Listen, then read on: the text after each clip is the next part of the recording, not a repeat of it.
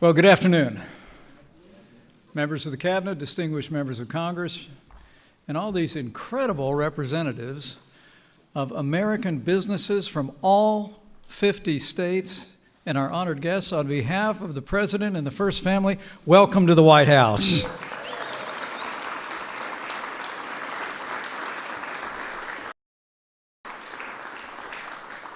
And thanks to the leadership of a president who believes in American manufacturing, welcome to Made in America Week here in our nation's capital.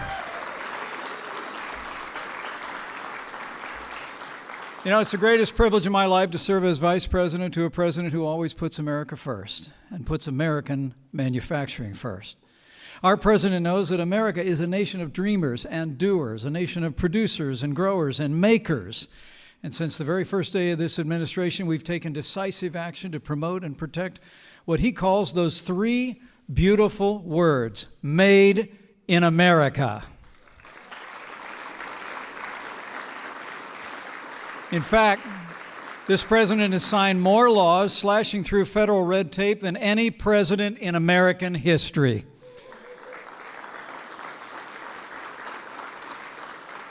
Under President Trump's leadership, we've been fighting for trade that's both free and fair so that American businesses and American workers can compete and win with companies anywhere in the world. In fact, as we were just talking down the hallway, just last month, thanks to the President's leadership, American beef is now being shipped to China for the first time in 13 years. We've been unleashing American-made energy, rolling back the Clean Power Plan, approving the Keystone and Dakota pipelines, and when he did so, President Trump took executive action to make sure that new pipelines in America would be built by American workers using American steel. Thanks to the President's leadership, American manufacturers haven't been this optimistic in more than 2 decades, and the confidence of American farmers is soaring to near record levels. And we're going to continue to fight every single day to ensure that our country continues to make the best machines, grow the best food, and design the best technology in the world. Because President Donald Trump knows that Made in America will make America great again. So, with gratitude for his leadership and admiration for his unwavering confidence in the boundless capacity of the American people, it is now my high honor and distinct privilege to introduce to all of you the 45th President of the United States of America, President Donald Trump.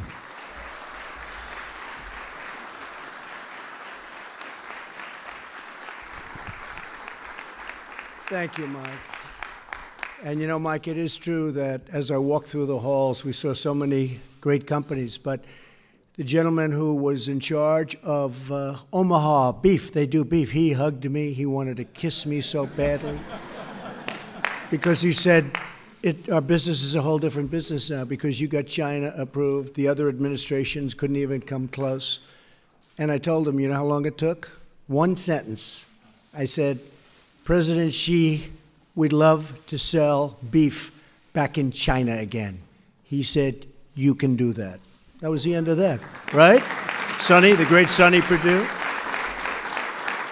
So we're very happy, but we're here today to celebrate American manufacturing and to showcase the amazing products from all 50 states made in the USA. Remember in the old days, they used to have made in the USA, made in America, but made in the USA. We're going to start doing that again. We're going to put that brand on our product because it means it's the best. In just a few months and moments, I will say what we've done over a short period of time and what we're going to be doing over the next 6 months will be incredible. We've signed more bills, and I'm talking about through the legislature, than any president ever. For a while, Harry Truman had us. And now I think we have everybody, Mike. I better say think, otherwise they'll give me a Pinocchio. And I don't like those. I don't like Pinocchios. In just a few moments, I'll be signing a presidential proclamation to launch Made in America Week and to make today Made in America Day. We are thrilled to be joined today by so many incredible members of my cabinet. Every member of my administration shares the same goal: to provide a level playing field for American workers and for American industry.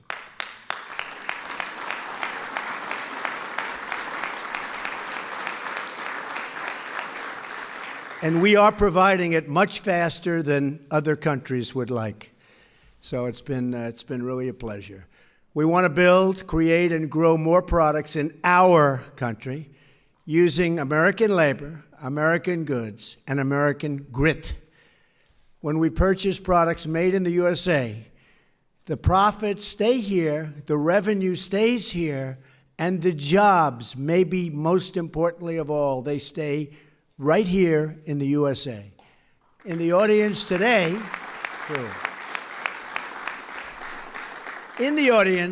we have skilled workers, we have business leaders whose American-made goods we're proudly displaying all over the White House and outside. I saw fire engines, I saw tractors from Caterpillar, I saw some incredible machinery. Make it right here. We thank you for being here. We're honored to showcase your creations, and I will say they've really taken on, and some of you have built names that I know of for so long, and it's congratulations, right? You in particular. What a great job you've done. Thank you very much. And I saw you on television this morning. You were fantastic. I don't know what you're doing exactly, but you could always have a second career. You did a great job. Thank you very much. American workers, farmers, and innovators are really the best in the world. We know that, and what we're doing that is we're displaying those talents. You construct and harvest the products that fill our homes, feed our families, and defend our nation, and enrich our lives. I want to make a pledge to each and every one of you. No longer are we going to allow other countries to break the rules, steal our jobs, and drain our wealth. And it has been drained. It has been drained.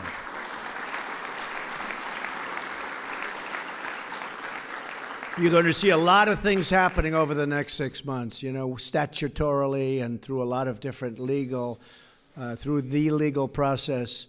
It takes a while to get it set so that you're allowed to do it. You're not allowed to do it, but we've now mostly fulfilled all of that, and over the next short period of time, you're going to see things announced that you won't even believe for our country and for selling product in our country and making product in our country and things that are great for American jobs. You're going to be seeing that happening really quickly because we are totally set up, and the hard part now is done.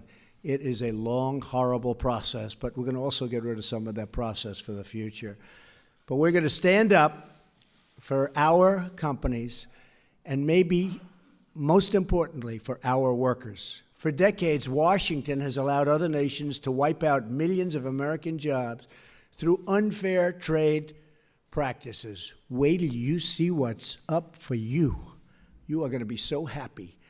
This painful exodus of American jobs, and I've been talking about it for years, was also marked by a period of sluggish growth, falling incomes, surging welfare, and shrinking participation in the workforce. Clearly, it's time for a new policy, one defined by two simple rules. We will buy American, and we will hire American. Right, Governor?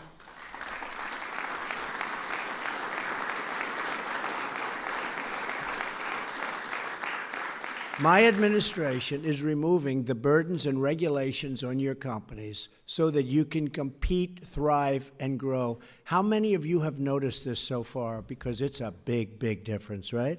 That's a big, big difference. The people are coming up to me, they can't even believe it.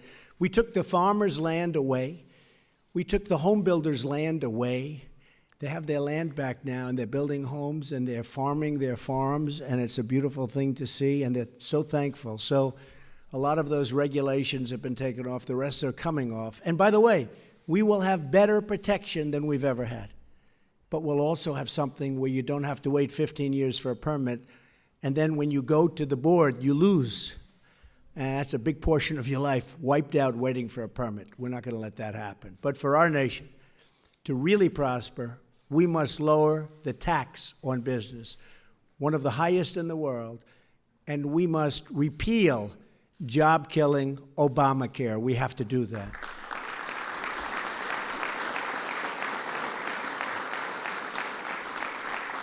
And I can tell you, we hope John McCain gets better very soon because we miss him.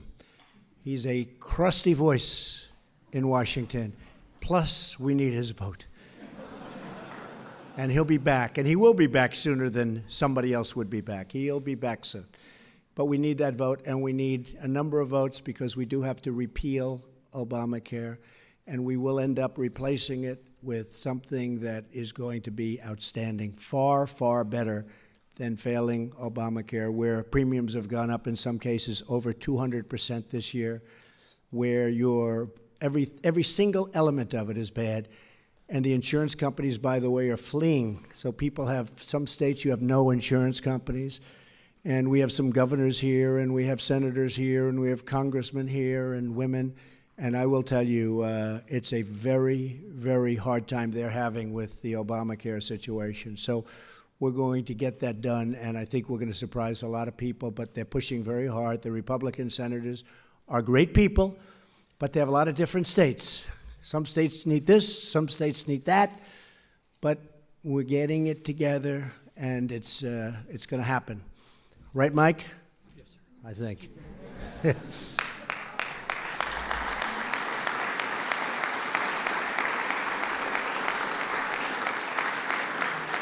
And when it does happen, that will be a big day in America, believe me, big day in America. But we must also fight the unfair trade practices that have gutted our industry, and that includes cracking down on the predatory online sales of foreign goods, which is absolutely killing our shoppers and our shopping centers. If you look at what's going on with shopping centers and stores and jobs in stores, it's been very, very tough for them. They've had a very hard time closing at numbers and records that have never been seen before. So we have to stop that, the online predatory practices. Since the beginning of the year, we have already created over 50,000 brand new manufacturing jobs, and we're just getting started. We will lift our citizens from welfare to work. We will turn boarded up communities into new outposts of American commerce. And we will once again rediscover our heritage as a manufacturing nation. We used to be a manufacturing nation. Not so much anymore, but I will tell you, you look at Michigan, you look at some states that have really moved. You know, in Pennsylvania, 2 weeks ago, they opened a mine, the first mine that was opened in decades. Opened a mine. And you know all the people that were saying the mining jobs? Well, we picked up 45,000 mining jobs in a very short period of time. And everybody was saying, well, you won't get any mining jobs. Picked up 45,000 mining jobs. And the miners are very happy with Trump and with Pence. And we're very proud of that. But that's just the beginning. We have jobs coming from all over. Restoring American manufacturing will not only restore our wealth, it will restore our pride and pride in ourselves. It will revitalize our independence, and it will rebuild the bonds of kinship between our communities and our citizens, which has been lagging, wouldn't you say? For most of our nation's history, American presidents, and you know, we see this, American presidents have understood that in order to protect our economy and our security, we must protect our industry. And much of that comes at the border. George Washington encouraged Americans to produce their own goods so that our young nation could become truly independent. President James Garfield said of our nation's manufacturers that to them the country owes the splendor of the position it holds before the world, meaning protect us.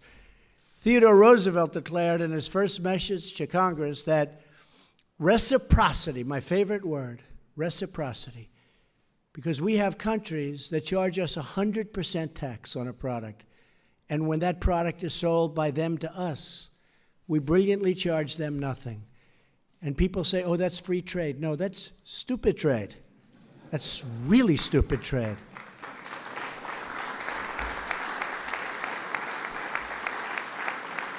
It's incredible. You'll actually have people who, no, we can't do that. That's free trade. It's just, that's so incredible. But what are you going to do? Oh, what happens in Washington, you just wouldn't believe the things. But reciprocity must be treated as the handmaiden of protection. And William McKinley proclaimed that we ought to take care of our own nation and her industries first. We have to look at our nation first for a change. We've been looking the other way for a long, long time. And if you look at what's going on in the success of other nations, even in Europe, you look at some of those countries, one in particular, it's not fair to the United States. And that's why I'm here. And I believe it's one of the primary reasons you elected me and Mike. I mean, that's why we're here. And I think you're going to see a big, I know you're going to see one of the great differences. And you're already seeing it, but it's going to get more so and more so. And we're going to end up having a level playing field. I don't want to say any more than a level. But if the playing field was slanted like a little bit toward us, I'd accept that also. Okay?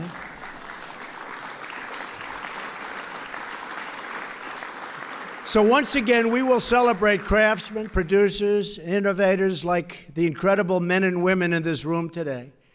We will protect our workers, promote our industry, and be proud of our history because we will put America first. America will be first again. We will make America great again. Remember that. And we'll meet in this same room in a year and in 2 years, and you'll see what happened.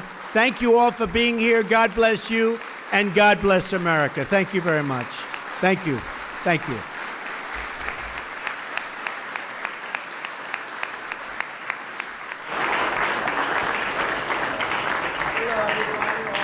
Great companies.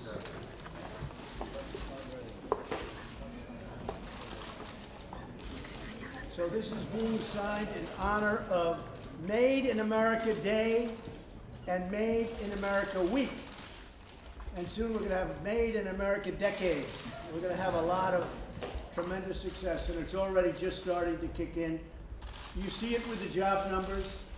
You see it with the stock market, which hit an all-time high every day for quite a while now. You see it with so many other things. And most importantly, perhaps, you see it with the manufacturers. Their level of enthusiasm is greater now than at any time since they've been taking this type of poll, and I believe it's 28 years old. So people are enthused. Are you all enthused? Absolutely.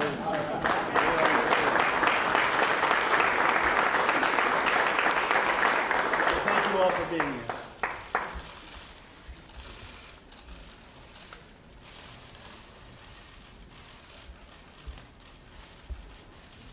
So who gets this now? Who should get this, huh? Who's the greatest? I'll take it. My wife. Who has the most jobs in the group here? And the most jobs? That's Leslie. Oh, yeah, behind you.